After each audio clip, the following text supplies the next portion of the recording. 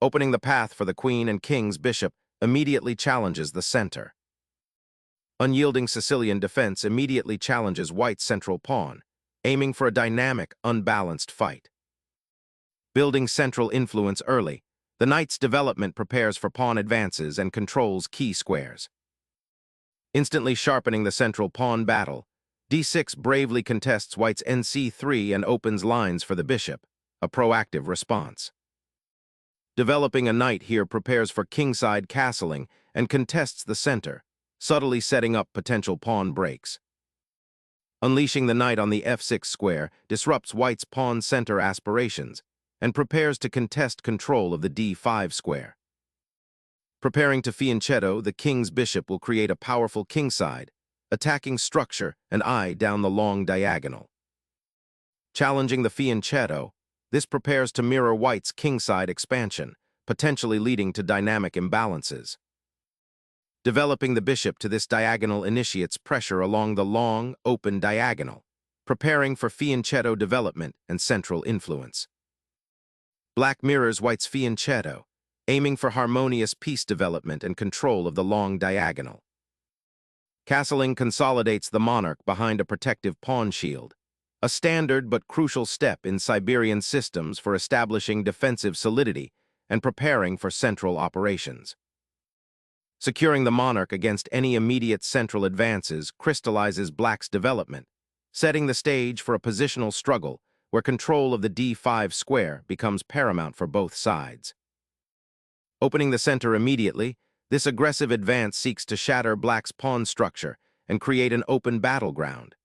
White aims to leverage the central space advantage for a kingside assault, forcing black into a more defensive posture while also preparing to exploit the d-file for potential pawn advances. Embracing the challenge, black immediately challenges white's central pawn presence, opening lines and inviting a dynamic exchange that could lead to significant pawn structure shifts. This tactical skirmish will reveal who better understands the resulting piece play and subsequent control over the now compromised central squares. Reclaiming the center with the knight establishes a solid pawn structure and prepares for further central development, potentially contesting the d4 square more directly if black seeks to exploit it. Reasserting central presence and developing another piece, this move aims to contest control of the d4 square and offers potential knight exchanges to alleviate white's central pawn advantage. Trading the knight here opens the c-file for your rooks and establishes a pawn majority on the queen side, offering rich strategic possibilities for queenside pressure and potential endgame advantages down the line. Reclaiming the pawn with your b-pawn significantly alters the pawn structure, immediately opening the b-file for your rook and creating a slightly more isolated central pawn for white. This choice prioritizes pawn mass in the center over immediate piece development, potentially leading to a more dynamic middle game where you can leverage the open files. Opening up the e-file with such aggressive intent immediately aims to disrupt black's pawn structure and potentially exploit weaknesses around their king. This bold pawn thrust forces a quick reaction, creating dynamic imbalances and challenging the integrity of black's central control.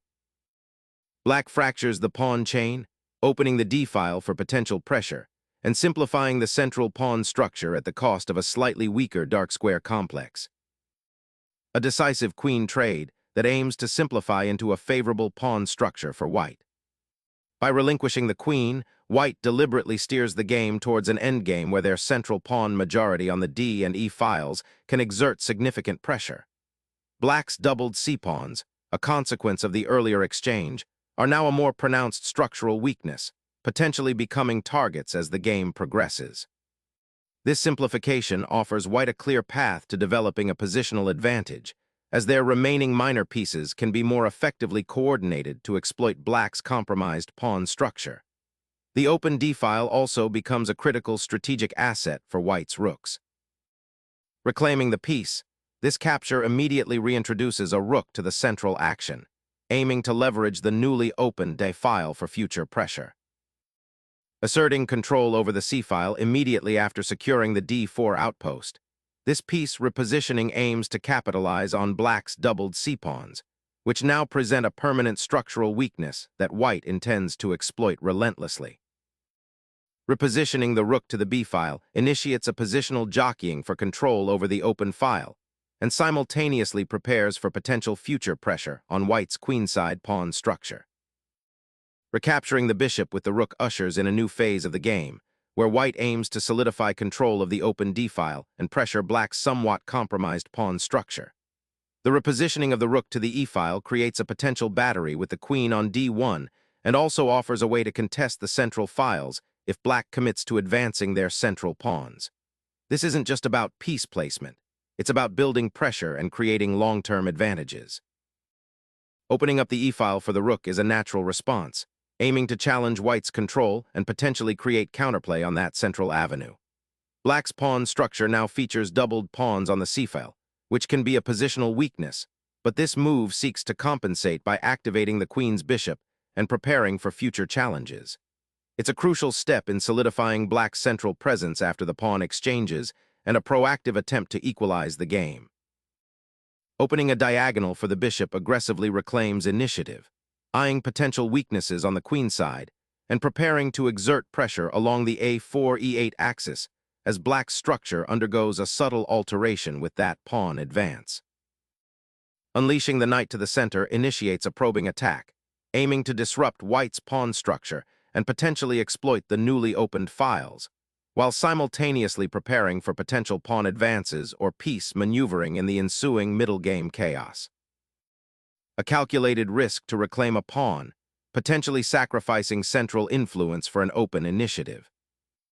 Aggressively challenging the advanced knight initiates a thematic pawn structure shift, aiming to disrupt white's control over the central dark squares and potentially open a path for black's queenside majority.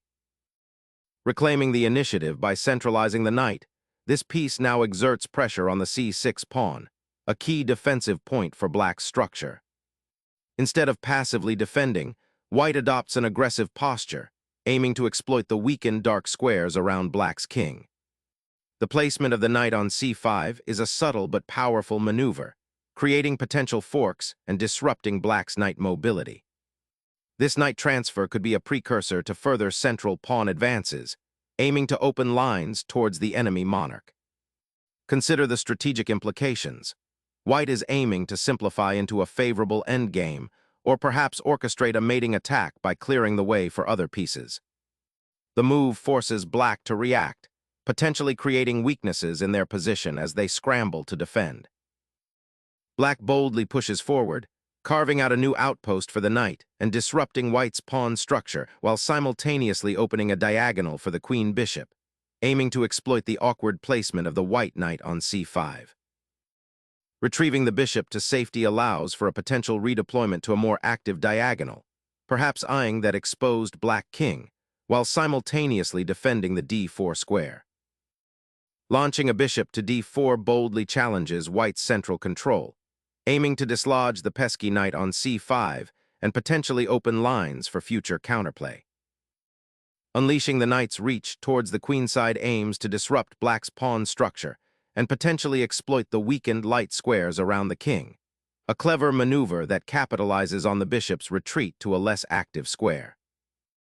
Black's bishop now aims towards the center, a subtle repositioning designed to potentially contest the open d-file or provide support for a future pawn push, while simultaneously reinforcing the knight on d5, effectively creating a strong central pawn outpost. Bolstering the pawn chain to prevent black's knight from establishing a more threatening outpost on d4 is the primary objective here, creating a more resilient structure even if it slightly cramps white's bishop on a4.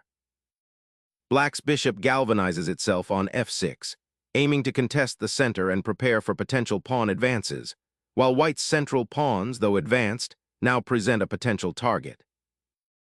A strategic retreat aimed at rerouting the knight to a more active square, potentially reinforcing the queenside and preparing for pawn advances. The knight's excursion to c5 is a repositioning maneuver, seeking to escape black's encroaching bishop and pawn structure.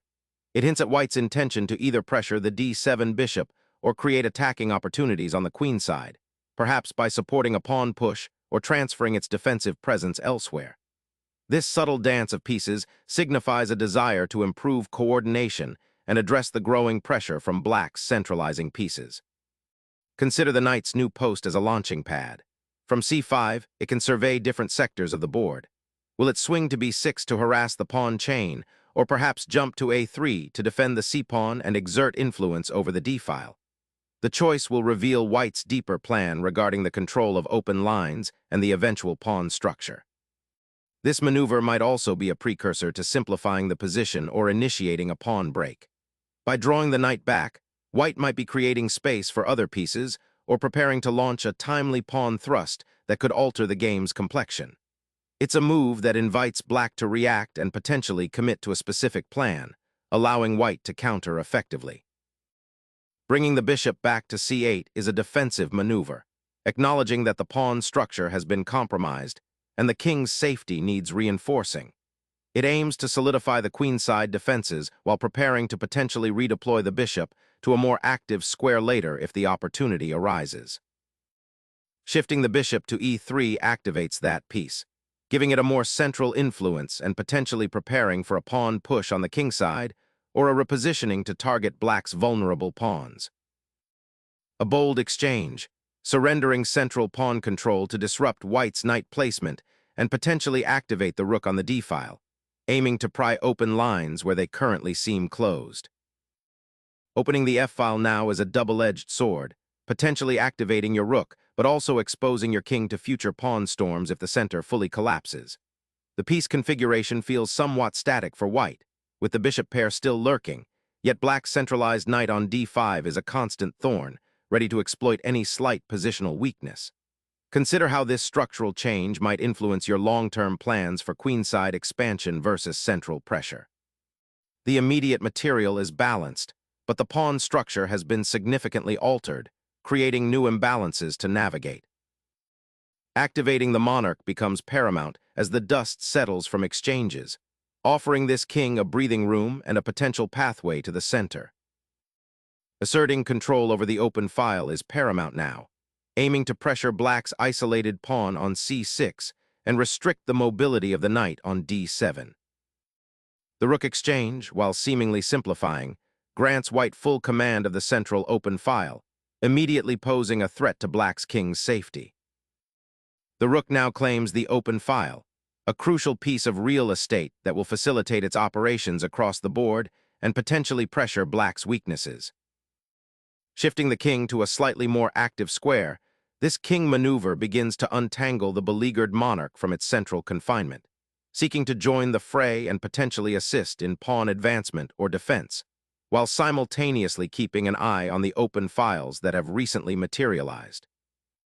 Moving the king to f2 offers a vital escape route and consolidates its position, preparing for potential exchanges or a more active role in the middle game by clearing the way for the rook. Probing for weaknesses on the queen side, this pawn advance aims to disrupt white's coordination and create potential attacking avenues, though it does concede some pawn structure integrity for future possibilities. Pushing this pawn is a curious decision. It seems to aim at cramping black's kingside, but also opens a potential diagonal for the black bishop, perhaps offering it an active post on the g7-a1 path. Harnessing the open file, black repositions the bishop to a more active square, eyeing potential weaknesses on the kingside and preparing for future pawn advances. Positioning the rook to support the pawn's advance and prepare for future central action creates a dynamic pawn structure. Shifting the bishop to d6 fortifies the pawn chain and eyes the open files, subtly preparing to bring more pressure to bear on white's potentially exposed king. The knight embarks on an ambitious journey to a more active outpost, aiming to disrupt black's queenside pawn structure and potentially penetrate towards the king. Reclaiming the bishop to the flank offers a more active diagonal, aiming to pressure white's central pawn structure and potentially exploit the weak dark squares around white's king should the opportunity arise. Opening up the c-file for potential pressure, this bishop repositioning signals an intent to contest control of the open column and perhaps support a future pawn push on the queen side or even a rerouting of the knight to a more active square. Asserting its presence on the queen side, the bishop lands on b5, aiming to disrupt white's pawn structure and potentially eye the vulnerable squares around the king once the rooks are exchanged. The bishop retreats to d1, a thoughtful repositioning that aims to bolster the pawn structure on the king side and prepare a potential advance on the c-file, seeking to exploit any weaknesses in black's rather exposed queen. A bold repositioning of the bishop, aiming to exploit the suddenly open diagonal towards white's king and create potential tactical fireworks if white isn't careful with their pawn structure. Securing that queenside pawn structure with a patient pawn advance prevents any immediate undermining threats and subtly prepares for potential future expansion, aiming to create space for the king or to eventually advance a queenside pawn itself. Unleashing a pawn storm on the king side, black boldly challenges white's seemingly solid structure, aiming to pry open lines for the rook and potentially expose the white king lurking behind its pawn shield. A calculated attempt to seize territory and undermine black's queenside expansion. This move creates a dynamic pawn confrontation that could lead to significant structural changes. Opening up lines for the rook is often a sound idea, but transforming this central pawn structure by releasing the g-file now might be premature, potentially allowing white's king to escape its sheltered post and creating more activity for their pieces on the newly exposed diagonal. Sacrificing a pawn to crack open the king side is a bold gamble, aiming to exploit the king's exposed position for quick attacking chances rather than settling for a passive defense. Unleashing the rook's potential, black initiates a bold central pawn push, aiming to shatter white's well-entrenched pawn structure and gain attacking initiative. Opening up that c-file presents an immediate threat to the isolated pawn on a3, forcing a defensive reaction and potentially creating long-term structural weaknesses. Unleashing a discovered check, black seizes the initiative, forcing the white king into a precarious position and disrupting white's recently established pawn structure. This aggressive maneuver highlights the potential for tactical fireworks when pieces are actively engaged, and the open diagonals created by the pawn push on the king side now become avenues for attack. Observe how the bishop's check creates a temporary but critical imbalance, demanding an immediate and precise response from white to prevent further damage. The question now is whether white can recover from this sudden tactical onslaught and solidify their defenses, or if black's bold initiative will lead to a decisive advantage. The king bravely steps into the heart of the storm, aiming to outmaneuver the attacking pieces by seeking refuge on the king's side, a risky gamble given the exposed pawn structure. Sacrificing material for a strong initiative, black embraces dynamism by capturing the bishop. This audacious exchange, though material for position, injects immediate chaos into white's camp, threatening to unravel their pawn structure and expose their king's defenses. The knight on f3, now potentially trapped, could become a serious liability. Unleashing a pawn storm now opens avenues for counterplay, but it's a delicate balancing act, risking the king's safety if not carefully managed. Consolidating the bishop onto the active diagonal, this piece now aims to participate in the unfolding kingside drama. A tactical reassessment with the knight's redeployment, aiming to exploit the now undefended c6 square and potentially disrupt black's pawn structure. Unleashing the bishop to its advanced diagonal creates a beautiful tactical geometry, targeting white's unprotected pawn structure and threatening a swift invasion along the g-file that could destabilize the enemy king's sanctuary. Initiating a tactical counterplay by targeting the black king's central defenses, this maneuver aims to exploit any potential weaknesses arising from the pawn structure and the current placement of black's pieces, forcing a reevaluation of defensive priorities. Unleashing the bishop from its passive post on the queen side allows it to rejoin the fray, eyeing that exposed king side. Unlocking the c-file's potential with a knight repositioning, preparing to challenge black's central pawn structure and potentially exploit any weaknesses created by the recent pawn exchanges. Asserting central presence, black pushes the pawn to create space and contest the d-file immediately, aiming to disrupt white's coordinated pieces. Unlocking the queen side with that pawn thrust opens up immediate tactical possibilities, aiming to exploit the potential weakness on the b6 square and disrupt black's coordination. A surprising deflection. This maneuver forces the opposing king out into the open where it may become a target amidst the escalating pawn storm.